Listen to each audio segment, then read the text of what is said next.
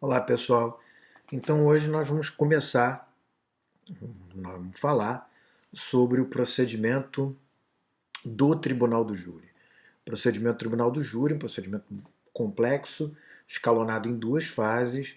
A primeira que se passa perante um juiz togado e a segunda perante o Tribunal do Júri propriamente. Então, eu começo recapitulando que o Tribunal do Júri é um órgão judiciário cuja competência é de julgamento dos crimes dolosos contra a vida. Crimes dolosos contra a vida são os crimes de homicídio, induzimento ao suicídio, infanticídio e aborto. Não se incluem na competência do Tribunal do Júri os crimes qualificados pelo resultado morte, como é o caso do crime pré-doloso de lesão corporal seguida de morte, como é o caso do latrocínio, que é qualificado pelo resultado morte, é roubo com resultado morte, como é o caso do estupro com resultado morte. Todos esses casos que são qualificados pelo resultado morte não são da competência do Tribunal do Júri. Então, como eu havia dito, o Tribunal do Júri ele é um procedimento escalonado em duas fases, não é? Como vocês podem observar. Então, ele é um procedimento escalonado em duas fases. A primeira fase é uma fase que se passa perante o juiz togado, né? E é muito parecida com o procedimento ordinário. Como vocês podem observar, de uma maneira bastante genérica, ele é extremamente parecido com o procedimento ordinário, tem basicamente duas diferenças. A primeira é que na audiência de instrução e julgamento, logo após o interrogatório do acusado, não existe a fase de pedido de diligências, não é? Não existe essa possibilidade das partes pedirem a produção de diligências, tá? E a segunda é que, ao final, o juiz não vai proferir necessariamente uma sentença, mas uma das 4 decisões que eu vou expor agora. Tá? A primeira delas é a pronúncia. E a pronúncia ela está prevista no artigo 413 do Código de Processo Penal. A pronúncia é uma decisão interlocutória mista, assim entendida porque ela não põe fim ao processo, mas ela encerra uma fase do procedimento. Ela é uma decisão interlocutória porque, embora ela encerre uma fase do procedimento, ela determina que o procedimento prossiga, né? Ou seja, é a decisão de pronúncia que faz com que o procedimento do Tribunal do Júri continue, né? O processo continua e o procedimento do Tribunal do Júri continua. É a pronúncia que faz com que a segunda fase tenha o seu início, tá?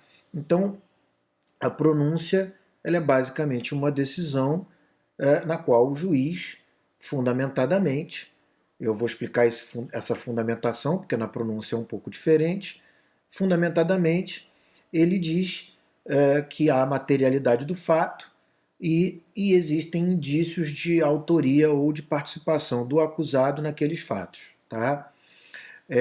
Além disso, o juiz também determina nessa decisão de pronúncia qual é o tipo penal no qual o acusado está em curso, porque não necessariamente ele concordará com aquilo apresentado, imputado pelo Ministério Público na denúncia. Então, em outras palavras, o Ministério Público pode acusar o réu de ter cometido um homicídio qualificado e o juiz pronunciar pelo homicídio simples, entendendo que não há materialidade da qualificadora, por exemplo. E aí, a partir de então, o sujeito vai responder na segunda fase do procedimento pelo homicídio simples. Então, a pronúncia é o que vai determinar o conteúdo, inclusive da própria defesa, e determinará também a sorte do julgamento na medida em que os jurados não poderão julgar algo além daquilo que consta da pronúncia. A fundamentação da pronúncia é bastante complexa, porque o juiz, ao mesmo tempo em que deve fundamentar, como de resto toda decisão judicial deve ser fundamentada, como diz o artigo 93, inciso 9 da Constituição, essa fundamentação ela tem que ser limitada.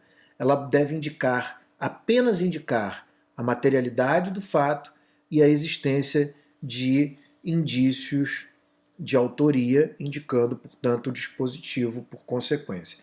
Ele não deve se aprofundar na fundamentação, o juiz, né, não deve se aprofundar na fundamentação para que ele não vincule subjetivamente os jurados, porque futuramente os jurados terão acesso ao conteúdo da pronúncia.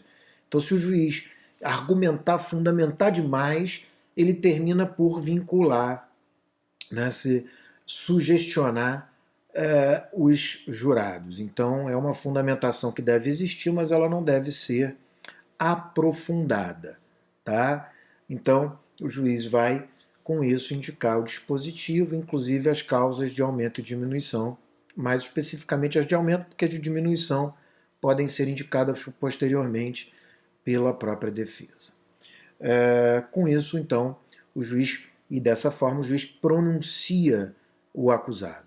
Tá? O juiz deve, ainda na própria decisão de pronúncia, decidir sobre a manutenção da liberdade ou a imposição de prisão, se for o caso. Tá? Muito bem. Além da pronúncia, o juiz pode proferir a decisão de impronúncia. E a decisão de impronúncia está prevista lá no artigo 414. Né?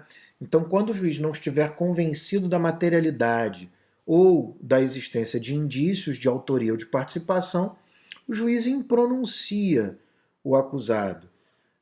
Isso mostra que, ao contrário do que muita gente diz de forma bastante equivocada, não existe indúbio pro società no tribunal do júri, na primeira fase do tribunal do júri. Tá? Por outro lado, é bem verdade que o indúbio pro réu, na primeira fase do tribunal do júri, não implica numa absolvição. O indúbio pro réu, especificamente na primeira fase do tribunal do júri, conduz à impronúncia. Tá? E a impronúncia, ela difere da absolvição porque, como diz o parágrafo único do artigo 414, quando o juiz impronuncia, enquanto não ocorrer a extinção da punibilidade, pode ser oferecida uma nova denúncia ou queixa se houver prova nova. Tá? Então, como o juiz não está convencido, ele impronuncia. E se houver uma prova nova posterior, pode ser oferecida uma nova denúncia e haverá todo o rito novamente, tá? Mas é preciso, portanto, ter uma prova nova. Isso não significa, portanto, muita gente diz, e me parece equivocado, que a pronúncia é uma extinção do processo sem julgamento de mérito. É um equívoco. Na verdade, existe uma análise do mérito, existe uma análise das provas, mas o juiz não está convencido. Então, ele indúbio pro réu, impronuncia. Tá? Então, é um equívoco dizer que existe indúbio pro società.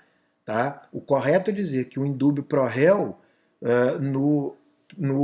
na primeira fase do tribunal do júri, ele não conduz à absolvição, mas ele conduz à impronúncia, que não impede uma nova denúncia no caso de prova nova. A terceira decisão possível é a absolvição sumária. Então diz lá o artigo 415 que quando o juiz verificar que está provada a inexistência do fato criminoso, ele deve absolver. Ou quando ficar provado que o autor ou o partícipe não é o réu não é, tem que estar provado.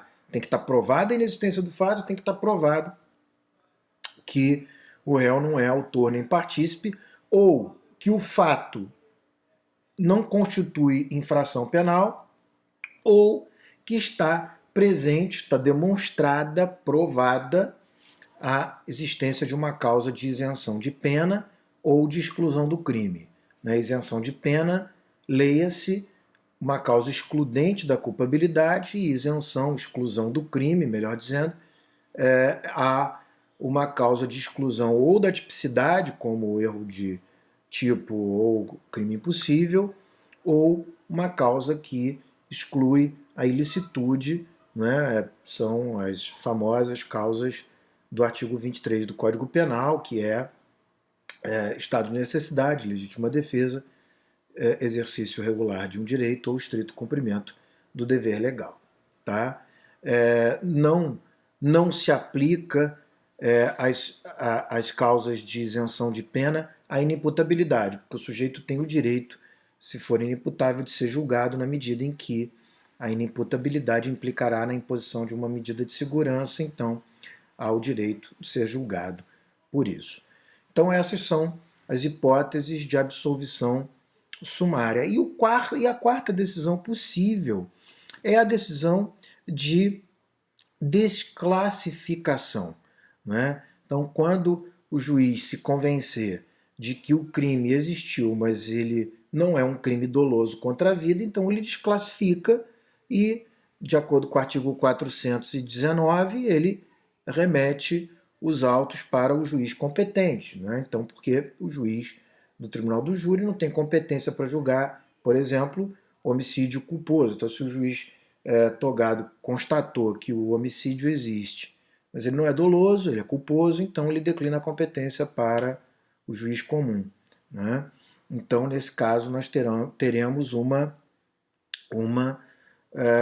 decisão de desclassificação seguida de um declínio de competência. Não é difícil nós identificarmos que as decisões de pronúncia e desclassificação com declínio de competência são decisões interlocutórias, na medida que não extinguem o processo, ao passo em que a impronúncia e a absolvição sumária têm natureza de sentença, na medida que extinguem o processo. A diferença é que na absolvição sumária a decisão faz coisa julgada formal e material, enquanto na impronúncia, né, nós não temos coisa julgada material, tá? Apenas coisa julgada formal, mas não há coisa julgada material. Então, voltando um passo, se houver pronúncia, o procedimento do júri continua. E nós continuaremos a falar sobre o procedimento no próximo bloco.